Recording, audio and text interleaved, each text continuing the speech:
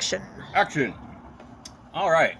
Good evening. So tonight, instead of showing you like we've been, pollination, hand pollination for that matter, we're going to show you some of the pests that you would likely get, especially in a tropical or subtropical climate like we live in Tampa Bay, Florida. So for the last 3 seasons or so, we've been growing corn. We've done all right. Last season we've had the hurricane, so that like destroyed all the stuff we had. But every time we get the same, we had a couple different things, but this one in particular is probably the worst, is a worm.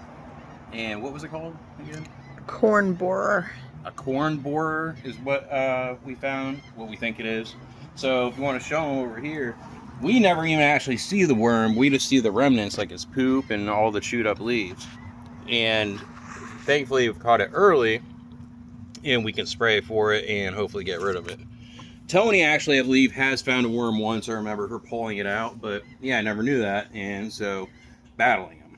So one of the things we use to kill those guys is this stuff right here, Thuricide.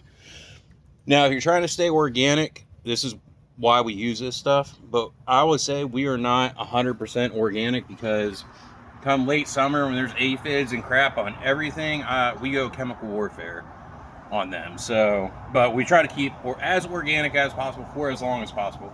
But if you can grow in Central Florida, then you can grow anywhere, I always say anyway.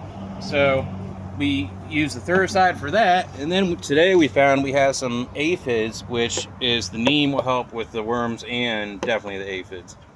And then we use the Dawn soap to help everything stick. Then that's only using a couple drops.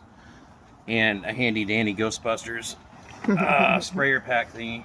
So these guys over here, like I said, we just found these earlier. Look at that. Yeah. And that's actually not that bad. Down here it gets a little gnarly. So those are all a type of aphids, and they're on the leaves. Look like closer to the ground. There's a few up high, but they're definitely the worst on the ground.